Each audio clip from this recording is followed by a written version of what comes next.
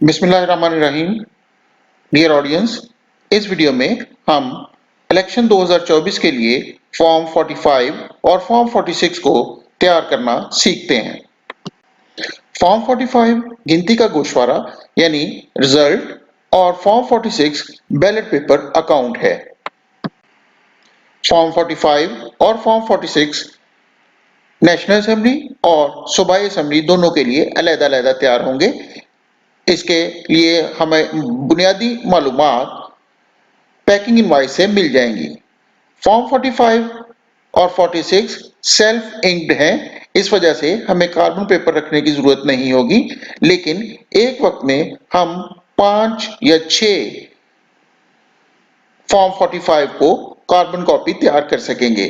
इसके लिए कोशिश करनी है कि इस तरीके से तैयार हो कि जितनी भी कॉपीज तैयार हों वो सारी वाज़े तौर पे पढ़ी जा सकती हों और तमाम इंफॉर्मेशन उस पर साफ और बगैर कटिंग के लिखें। सबसे पहले हम इंतखाबी हलके का नाम और नंबर लिखेंगे, जिस तरीके से मैंने यहाँ पे NA96 फैसलाबाद 2 लिखा है। इसी तरीके से पोलिंग स्टेशन का नंबर और नाम लिखा जाएगा। ये याद रखना है कि फॉर्म 45 जिस असेंबली के लिए तैयार किया जा रहा है उसके अलावा गैर मुतलका तमाम इंफॉर्मेशन को काट दिया जाएगा। जैसे यहाँ पे इलेक्शन बराए कौमी असेंबली लिखा जाएगा और सूबाई असेंबली और तमाम सूबाई असेंबलियों को काट दिया जाएगा। इसके अलावा पोलिंग स्टेशन पर तफवीज करदा कुल वोटों की तादाद सबसे पहले लिखा जाएगा। मैंने एग्जाम्पल में 1470 मर्द और खवातीन 00 लिखा है। इसका मतलब इस वक्त जो पोलिंग स्टेशन है उस पर तमाम वोटें मर्द वोटर हैं और खवातीन वोटर की तादाद 0 है। उसके बाद हमारे पास हर उम्मीदवार के हासिल करदा नंबर कॉलम नंबर 3 में लिखे जाएंगे। ये ज़हन में रखिएगा कि कॉलम नंबर 3 को पुर करने से पहले आपके पास तमाम डाटा एक रफ पेज के ऊपर, जो जैसे कि पिछली वीडियो में दिखाया गया है, वो मौजूद हो, ताकि आप उसी तरतीब से लिखते जाएं और बगैर कटिंग के और टोटल हम सही तौर पे कर सकें। इस दफा फॉर्म 45 के ऊपर उम्मीदवारों के नाम लिखे हुए होंगे और आपने अपने तौर पे जो पेज तैयार करना है उस पर भी उसी तरतीब से उम्मीदवारों के नाम लिख लें, ताकि आप टोटल सही तौर पे कर सकें। जब कॉलम नंबर 3 में तमाम उम्मीदवारों के हासिल करदा वोट लिख लें तो कुल तादाद यहाँ पर नीचे कॉलम में दर्ज करेंगे। अब टोटल भी कोशिश करनी है कि पहले तसल्ली कर लें कि आपने टोटल सही किया है और इस तरीके से हमारे पास कुल हासिल करदा वोट जो उम्मीदवारों को सही तौर पे पड़े हैं वो कॉलम नंबर 3 के टोटल में आ जाएंगे। अब टेंडर वोट और चैलेंज वोट अगर कोई है तो कॉलम नंबर 4 और 5 में लिखेंगे, अदरवाइज हम उसको 0 कर देंगे। 0 लिखने का तरीका ये होगा कि हर जगह पे हम डबल 0 की सूरत में लिखेंगे। अगर कोई नंबर हमारे पास सिंगल डिजिट में है तो उसको भी हम 2 डिजिट की सूरत में यानी 03, 05, 09 वगैरह की सूरत में लिखेंगे। इस तरीके से हमारे पास कॉलम 3, 4 और 5 और फिर उनके टोटल भी इसी तरीके से कंप्लीट करेंगे। उसके बाद हर उम्मीदवार के हासिल करदा कुल वोट, जिसमें उसके बैलेट बॉक्स से बरामदशुदा टेंडर वोट और चैलेंज वोट की तादाद लिखेंगे। मेरी इस मिसाल में हमने टेंडर वोट और चैलेंज वोट को चूंकि 00 लिखा है तो इसका मतलब कॉलम 3 का टोटल ही असल में कॉलम 6 में भी हासिल हो जाएगा। लेकिन ये याद रखना है कि टोटल करते हुए अगर कोई चैलेंज वोट या टेंडर वोट है तो वो उसको भी हम इसमें ऐड करेंगे। लेकिन चूंकि हमारे पास ऑन ग्राउंड बहुत कम चांस होते हैं कि टेंडर वोट और चैलेंज वोट हो, इसलिए हम इसको ऐसे ही लिख रहे हैं। इस तरीके से हमारे पास कॉलम 6 का टोटल और आखिरी कुल तादाद की रो हॉरिजॉन्टल और वर्टिकल दोनों आपस में बराबर होनी चाहिए। उसके बाद ए के अंदर हम दोबारा उसी टोटल को, जो कॉलम 6 का टोटल है, उसको दोबारा लिख देंगे। इसके बाद बी के अंदर हम उन वोटों का अंदाज करेंगे जो गिनती से खारिज हुई हैं। पहले सबसे हम बैलेट बॉक्स से वो वोट जो गिनती से खारिज हुए वो लिखें उसके बाद अगर कोई टेंडर या चैलेंज वोट जो गिनती से खारिज हुआ है उसको हम लिखेंगे और फिर बी का कुल मजमुआ यहाँ पर लिखेंगे। जैसा एग्जाम्पल में 12,0,0 का मजमुआ हमारे पास 12 है। उसके बाद हमने 886 जो टोटल वोट हमारे पास कॉलम ए में थे और उसके बाद बी का टोटल 12 था, तो इस तरीके से हमारे पास टोटल 898 वोट यहाँ पर लिख देंगे। इसके बाद डी के अंदर हम दोबारा से मर्द और औरतों के वोट लिखेंगे जो पोल हुए और इस तरीके से ये तादाद हमारे पास कुल वोटों की तादाद के बराबर होना चाहिए।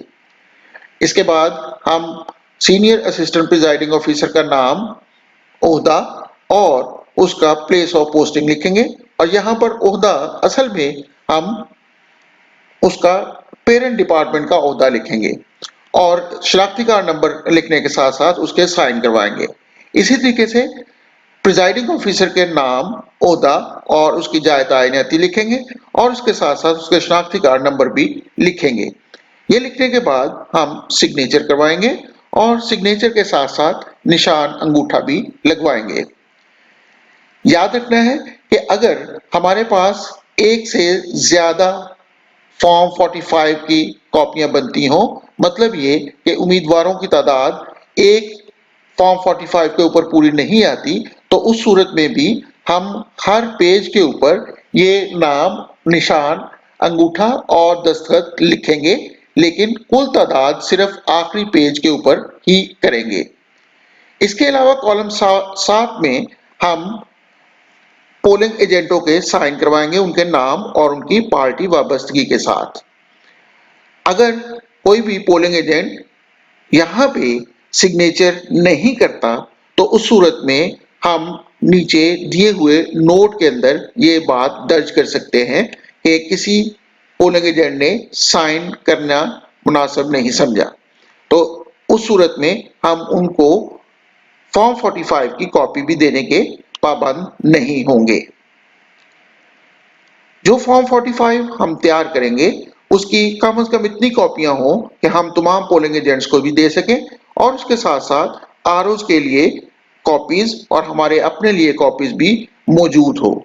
उसके बाद नीचे जगह की जगह पर आपने उस स्कूल या उस पोलिंग स्टेशन की इमारत का एड्रेस लिखना है और तारीख हम लाजमी तौर पे पोलिंग डे की तारीख ही लिखेंगे और अगर यहाँ पे वक्त भी लिखना हो तो उस सूरत में यहाँ पर वक्त भी दर्ज करेंगे। इस तरीके से हम फॉर्म 45 को कंप्लीट कर लेंगे। इसके बाद हम इसकी कॉपियों को चेक करेंगे और तमाम कॉपीज के ऊपर निशान अंगूठा अपना और सीनियर एपीयू का शब्द करेंगे और वो भी ओरिजिनल के तौर पे काम करेंगी। ये जरूरी है कि तमाम कॉपीज रीडेबल हों, यानी उनको आसानी से पढ़ा जा सकता हो और तमाम कॉपीज के ऊपर हम निशान अंगूठा शब्द करें, क्योंकि दस्तखत तो वो पहली कॉपी पर करने की सूरत में बाकी कॉपीज पर आ जाएंगे, लेकिन बाकी निशान अंगूठा हमें खुद बाद में लगाना पड़ेगा। इस तरीके से हम फॉर्म 45 को कंप्लीट कर सकेंगे। अब फॉर्म 46 को मुकम्मल करने के लिए हम पैकिंग इनवॉइस को सामने रखेंगे और उस पर दी गई इंफॉर्मेशन को फॉर्म 46 पर एज इट इज पुट कर सकेंगे। उसमें पहले शुरू में हमने इंतखाबी हल्के का नाम और पोलिंग स्टेशन का नंबर और नाम लिखना होगा। उसके बाद पोलिंग स्टेशन पर तफवीज किए गए कुल वोटों की तादाद भी यहाँ पर उसी तरह लिखनी होगी जिस तरह हम फॉर्म 45 पर लिख चुके होंगे। यहाँ पर भी मैंने उसी एग्जाम्पल के मुताबिक 1470 मर्दों के और खवातीन का 0 वोट लिखा। इस तरीके से इस पोलिंग स्टेशन पर टोटल 1470 वोट असाइन किए गए थे। जो हमें बैलेट पेपर हासिल हुए वो 1500 बैलेट पेपर थे जो कि 15 कॉपियों की सूरत में थे। मिसाल के तौर पे मैंने लिखा कि 5 नंबर बुक से लेकर 12 नंबर तक, यानी हमारे पास 8 कॉपियां ये थी जो कि 401 सीरियल नंबर से लेकर 1200 तक और इसी तरीके से 20 से 26 तक 7 कॉपियां थी जो कि 1901 से लेकर 2600 तक के सीरियल नंबर मौजूद हैं। उसके बाद हम यहाँ पर बैलेट बॉक्स से निकाले गए कुल वोटों की तादाद दर्ज करेंगे, यानी वो बैलेट पेपर जो बक्सों से बरामद हुए। और यहाँ पर हमारे पास टोटल बैलेट पेपर जो बक्सों से बरामद हुए वो कॉलम नंबर 3 और बी का पहले पार्ट को जमा करने से हासिल होते हैं। और अगर आपको पहले से अंदाजा हो तो आप इसको पहले से भी लिख सकते हैं जो बक्सों से वोट बरामद हुए हैं। चूंकि हमने यहाँ पे टेंडर वोट और चैलेंज वोट को 0-0 लिखा है तो इसका मतलब ये हुआ कि हमारे पास इन दोनों में 0-0 ही आएगा, जबकि स्पॉइल्ड स्टे बैलेट पेपर की सूरत में हमने 2 लिखे हैं। तो इस तरीके से हमारे पास कुल 900 बैलेट पेपर इस्तेमाल हुए हैं। अब इन 900 बैलेट पेपर को अगर देखा जाए तो 1500 बैलेट पेपर हमें कुल मिले थे, तो बाकी हमारे पास 600 बैलेट पेपर बचने चाहिए। और इन 600 बैलेट पेपर के लिए हमने बताना है कि कौन कौन से बैलेट पेपर कौन सी सीरियल से कहां तक हमारे पास मौजूद हैं। अगर हमने पहले तरतीब से सीरियल नंबर दी हुई है एपीओज को, तो उस सूरत में ज्यादा चांस ये है कि हमारे पास तरतीब से बचेंगी, तो हमें बहुत ज्यादा नहीं लिखना पड़ेगा। मिसाल के तौर पे यहाँ पे हमारे पास अगर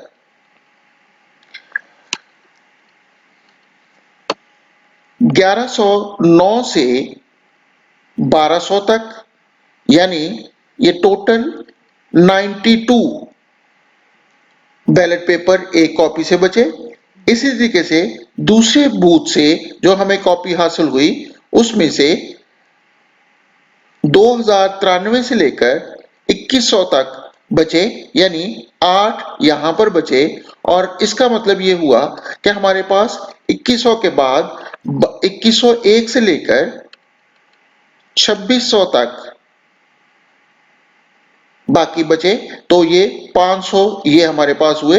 तो इन तमाम का जो कुल तादाद बचे वो 600 के बराबर होगी। अब अगर देखा जाए तो 600 वो जो हमारे पास अनइशूड बैलेट पेपर है, 900 वो जो हमने इशू किए हैं, इन दोनों को जमा करें तो वो हमारे पास टोटल 1500 बैलेट पेपर हैं, जो कि उतने ही हैं जितने हमारे पास हासिल हुए। उसके बाद हम नीचे उसी तरीके से फिल करेंगे जिस तरीके से हम फॉर्म 45 और 46 को फिल कर चुके हैं, यानी नामों के साथ निशान अंगूठा और दस्तखत भी दर्ज करेंगे सीनियर एपीओ और प्रिजाइडिंग के। और इसके साथ साथ हम पोलिंग एजेंट्स के सिग्नेचर भी करवाएंगे। तो ये हमारे पास फॉर्म 45 और 46 फिल करने का तरीका है। उम्मीद है कि इसमें कोई कंफ्यूजन नहीं होगी। लेकिन अगर हमारे पास फॉर्म 45 2 पेजेस पर मुश्तमिल है तो उस सूरत में हम पहले पेज के ऊपर पेज 1 ऑफ 2 लिखेंगे। पेज नंबर जैसे मैंने लिखा पेज नंबर 1 ऑफ 2, इसका मतलब है कि ये टोटल 2 पेजेस पर मुश्तमिल फॉर्म है और ये पेज नंबर 1 है। और इसके जो कुल तादाद की सूरत में हम यहाँ पे कुछ नहीं लिखेंगे। और इसके अलावा गिनती से खारिज वाले पोर्शन पर भी हम लिख देंगे कि ऑन पेज 2 ऑफ 2, यानी आखिरी पेज पर ये चीजें इंदराज होंगी। लेकिन इसके बावजूद हम प्रिजाइडिंग ऑफिसर और सीनियर एपीओ का नाम भी लिखेंगे, उसका ओहदा भी लिखेंगे, शनाख्ती कार्ड नंबर भी लिखेंगे, निशान अंगूठा भी लगाएंगे और उसके साथ साथ दस्तखत भी करेंगे। इसी तरीके से प्रिजाइडिंग ऑफिसर के साइन, दस्तखत, निशान अंगूठा और इंफॉर्मेशन भी लिखेंगे। और जबकि दूसरे पेज के ऊपर जहां पर हम सेकंड पेज को कंप्लीट कर रहे होंगे वहां पर हम उसको पेज 2 ऑफ 2 लिखेंगे, यानी ये दूसरा पेज है टोटल 2 पेजेस का। और इसमें आखिरी कुल तादाद में हम तादाद का टोटल भी लिखेंगे और उसके साथ साथ गिनती से खारिज होने वाले वोटों की तादाद भी लिखेंगे।